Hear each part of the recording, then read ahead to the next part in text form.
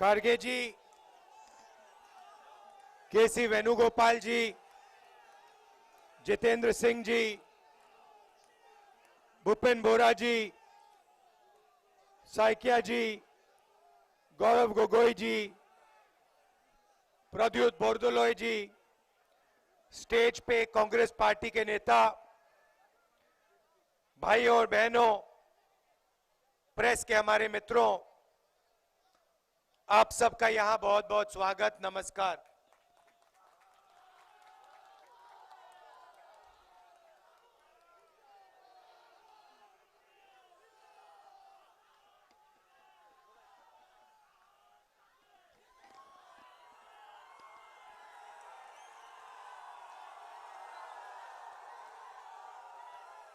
अब 2-3 दिन से मैं भारत जोड़ो न्याय यात्रा में असम की सड़कों पर चल रहा हूं। मैं शुरुआत में आपसे एक सवाल पूछना चाहता हूं। हिंदुस्तान का सबसे भ्रष्ट चीफ मिनिस्टर का नाम क्या है? जरा फिर से बोलना।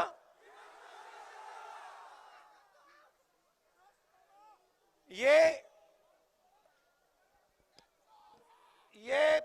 बड़ा टैग है, जहां भी जाके पूछो। ये आप मत सोचो कि ये सवाल मैंने सिर्फ आपसे पूछा है। मैं ये सवाल कोने कोने में पूछ रहा हूं। हिंदुस्तान का सबसे भ्रष्ट चीफ मिनिस्टर कौन है? और जो ये देखो, छोटे बच्चे, बुजुर्ग लोग, माताएं बहनें, युवा, बेरोजगार युवा, किसी से भी पूछो हिंदुस्तान का सबसे भ्रष्ट चीफ मिनिस्टर कौन है, ये आता है जवाब। अब यहां से 2-3 किलोमीटर पहले 20-25 बीजेपी के कार्यकर्ता नेता झंडा लिए हमारी बस के सामने आ गए। मैं बस से निकला, वो भाग गए।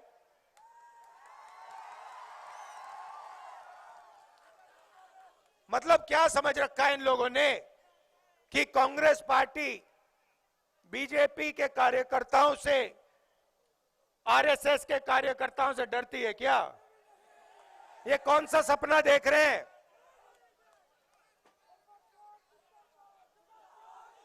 जितने हमारे पोस्टर फाड़ने हैं, फाड़ लो। जितने हमारे प्लेकार्ड्स फाड़ने हैं, फाड़ दो, कोई फर्क नहीं पड़ता हमें।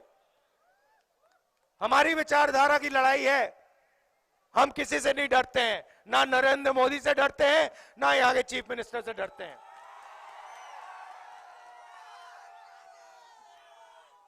मगर बीजेपी के नेताओं को असम के युवाओं को बताना चाहिए कि आज असम के किसी भी युवा को रोजगार क्यों नहीं मिलता है। यहां के युवा स्कूल जाते हैं, प्राइवेट स्कूल में जाते हैं, जेब से पैसा देते हैं।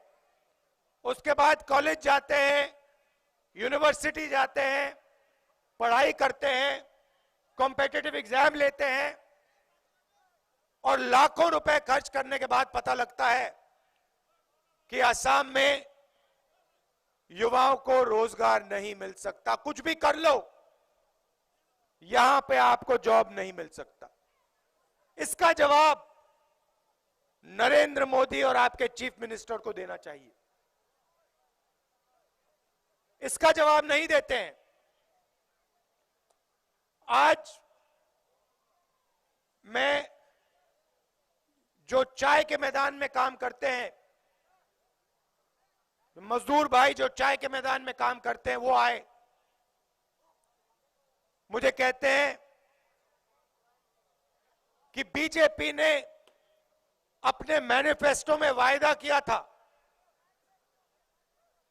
कि हमारा रेट बढ़ाएंगे, 350 रुपए का कर देंगे। मैंने उनसे पूछा क्या हुआ? कहते राहुल जी, बीजेपी ने हमसे सीधा अपने मैनिफेस्टो में झूठ बोला। फिर मुझे कहते राहुल जी, जब हम बीमार होते हैं,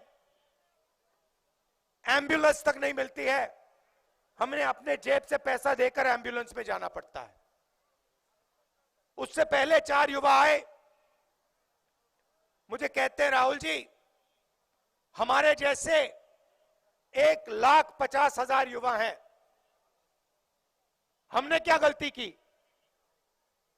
मैंने पूछा क्या हुआ? कहते हैं राहुल जी, 1,50,000 युवाओं ने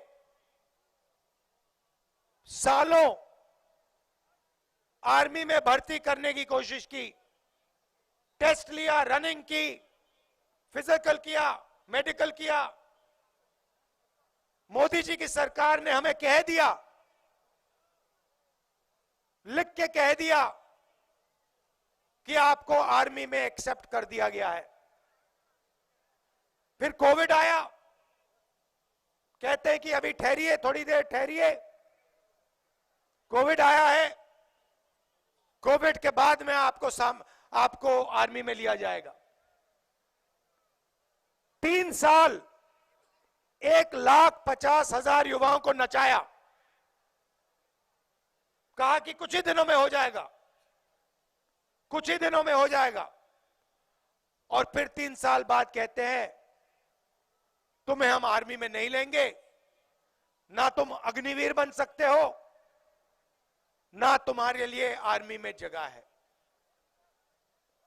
1,50,000 युवाओं ने आर्मी में जाने का सपना देखा था।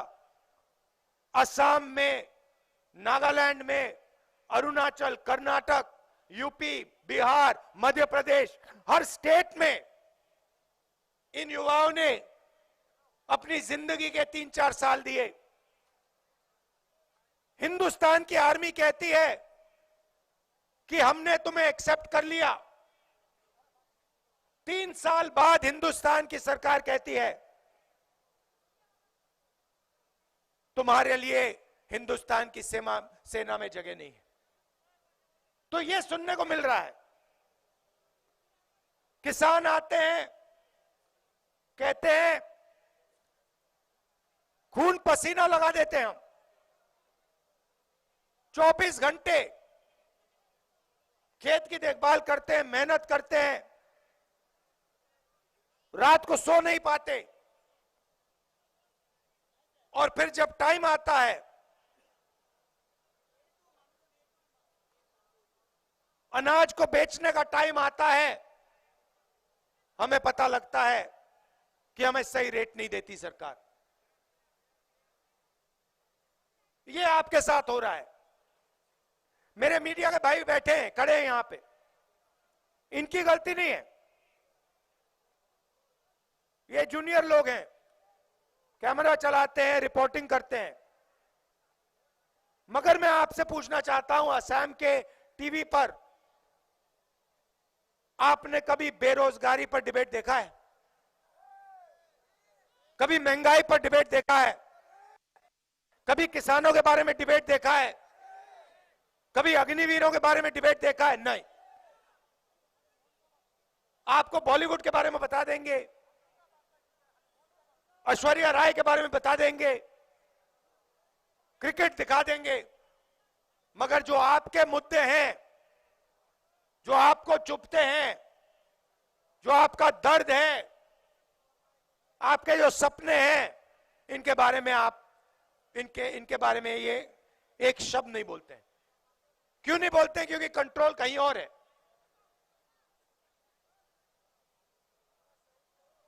पूरे के पूरे मीडिया को कंट्रोल कर रखा है बीजेपी के नेताओं ने, और जो वो चाहते हैं मीडिया पे आता है। इसीलिए हमने निर्णय लिया कि और कोई रास्ता नहीं है, हमें कन्याकुमारी से कश्मीर तक चलना होगा और इसलिए हम 4000 किलोमीटर कन्याकुमारी से कश्मीर चले, 4000 किलोमीटर। और उस यात्रा में मैं आपको बताऊं, सुबह उठते थे, रोज 25-30 किलोमीटर चलते थे, रात को हैरान हो जाते थे कि भाई थकान ही नहीं हो रही। जैसे आज सुबह हम निकले, 8 घंटे हम आपकी सड़कों पे चल रहे हैं, लोगों से मिल रहे हैं, गले लग रहे हैं, बीजेपी के लोग धमका रहे हैं, हमारे लोगों को मार रहे हैं, पीसीसी प्रेसिडेंट को मारा, मगर कोई थकान नहीं हो रही, कोई थकान नहीं हो रही, कोई फर्क नहीं पड़ रहा। और मैं अपने आप से पूछा भी क्यों हो रहा है? ये इसलिए हो रहा है कि असम की जनता का प्यार, असम की जनता की शक्ति हमारे साथ है, ये इसलिए हो रहा है। और इसलिए मैं आपका धन्यवाद करना चाहता हूं। हम यहां भारत जोड़ो न्याय यात्रा में आपकी बात सुनने आए हैं। लव यू ब्रदर, आपके हम बात सुनने आए हैं, किसानों की बात, मजदूरों की बात, बेरोजगार युवाओं की बात, जिनको सेना से हटाया गया उनकी बात, और अंत में 15-20 मिनट हम अपनी बात रखते हैं। और असम की जनता ने, मैं आपको बता रहा हूं, पिछले 2-3 दिन में दिल खोलकर हमें, दिल खोलकर प्यार दिया है। ये 10-15 लोग हैं बीजेपी वाले, झंडे लिए घूमते हैं, नारे लगाते हैं, मगर असम का जो आम आदमी है, जो युवा है, माताएं बहनें हैं, किसान हैं, मजदूर हैं, इन सब ने दिल खोल के हमें प्यार दिया है, पूरी की पूरी शक्ति हमारी यात्रा में दी है। इसके लिए मैं आपको दिल से धन्यवाद करता हूं और ये कभी जिंदगी भर में नहीं भूलने वाला। और देखिए, बहुत बड़े नेता आए हैं, बड़े बड़े नेता आए हैं, बड़े बड़े नेता चले गए हैं, और जितना उनमें अहंकार होता है, जिनके उनके दिल में नफरत होती है, उतनी जल्दी वो जाते हैं, गायब हो जाते हैं।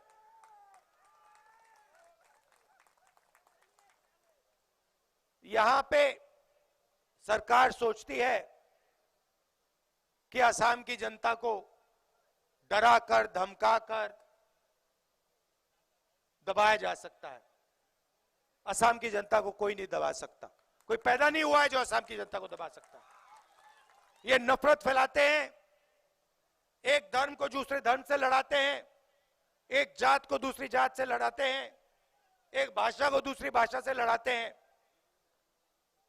इससे किसी का फायदा नहीं होता है। कांग्रेस पार्टी लोगों को जोड़ने का काम करती है।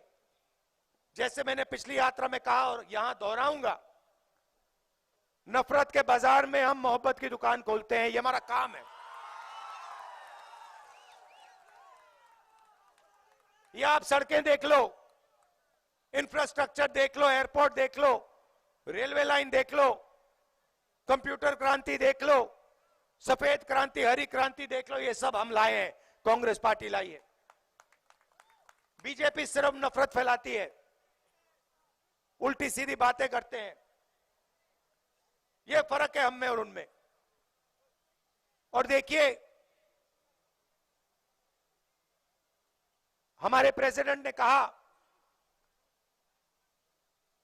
प्रधानमंत्री ने अपने कैबिनेट को कल के फंक्शन में नहीं बुलाया, अपने कैबिनेट को नहीं बुलाया, देश के राष्ट्रपति को नहीं बुलाया। तो ये चल रहा है, एक व्यक्ति के लिए पूरा देश चलाया जा रहा है। उनके 2-3 अरबपति मित्र हैं, अदानी जी हैं, एयरपोर्ट, पोर्ट्स, इंफ्रास्ट्रक्चर, किसानों का अनाज, माइंस, जो भी इनको चाहिए इनके हवाले कर दिया जाता है। तो बीजेपी क्या करती है? असम की जनता को लड़ाती है, मणिपुर की जनता को लड़ा, और फिर जो उनका है, जो उनका धन है, उसको छीन के ले जाती है, अपने 2-3 बड़े मित्रों को दे देती है। मणिपुर को देखिए, आग लगा दी वहां पे, 6 महीने हिंसा चल रही है, गोली चल रही है, लोग मर रहे हैं, घर जलाए जा रहे हैं, और देश का प्रधानमंत्री आज तक मणिपुर नहीं गया। कांग्रेस का प्रधानमंत्री 3 दिन के अंदर आपको वो मणिपुर में दिखता और चौथे दिन वहां की आग बुझ जाती। ये नहीं है भाई और बहनों कि हिंदुस्तान की सरकार मणिपुर की आग को नहीं रोक सकती है। अगर प्रधानमंत्री ने सेना को ऑर्डर दिया तो 3 दिन के अंदर हमारी सेना मणिपुर में आग बंद कर देगी। अगर बीजेपी लोग नहीं चाहते कि मणिपुर में आग बंद हो, इसलिए प्रधानमंत्री वहां नहीं जाते हैं, इसलिए प्रधानमंत्री सेना को ऑर्डर नहीं देते हैं कि यह तमाशा बंद करो। भारत जोड़ो यात्रा का यही लक्ष्य है।